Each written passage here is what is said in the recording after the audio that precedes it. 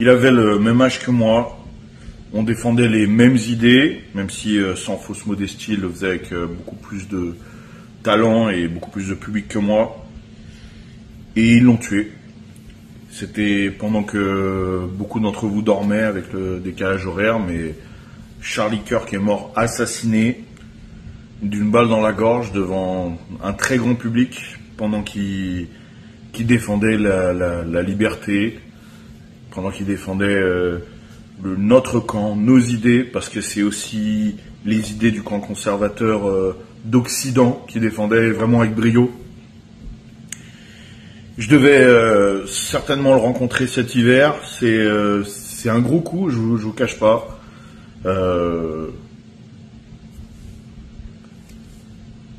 Vous savez, c'est aussi ça doit nous faire réfléchir aussi, parce que les gens qui, comme Charlie, et que ce soit en France ou aux États-Unis ou partout en Occident, et même, j'ai envie de dire, même plus spécialement en France, qui défendent nos idées, et je parle vraiment de ceux qui défendent les idées de notre camp.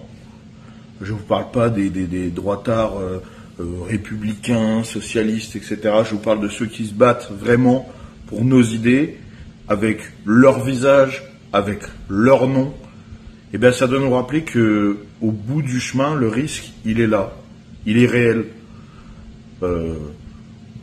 J'espère que vous y penserez quand vous verrez des gens traiter ces influenceurs de boutiquiers, se moquer d'eux, etc.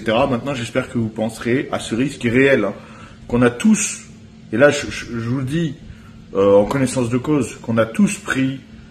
J'ai encore eu une discussion il n'y a pas longtemps avec une influenceuse que vous connaissez bien, qui me disait qu'elle avait reçu des lettres piégées chez elle. Moi, j'ai eu mon adresse sur Internet, j'ai eu des photos de ma maison, quand ils sont venus prendre des photos de ma maison. J'ai eu des coups de fil de la DGSI pour me dire que j'étais sur des listes, etc. Et c'est le cas pour beaucoup d'entre nous, et je pense à ceux qui sont restés en France, à Julien Rochdy, à Laurent Berton, etc., qui prennent encore ce risque aujourd'hui, pendant que certains se pavanent en anonyme sur Internet, pendant que certains font des réactions, voilà, plutôt que de proposer. Voilà, le risque il est là. Charlie nous l'a montré, et ils l'ont pas tué pour ses idées. Ils l'ont pas tué parce que c'était un fasciste ou je sais pas quoi. Ils l'ont tué parce qu'il était efficace.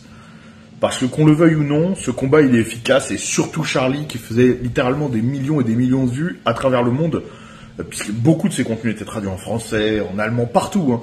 Il a fait énormément pour le camp conservateur d'Occident. Et bien, quand on est efficace, quand on convainc, c'est ce qu'on risque.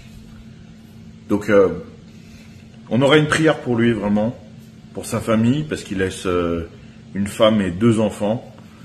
Et j'espère que si ça a au moins une utilité, c'est de faire réfléchir à ça, à ceux qui, pour nos idées, prennent des risques.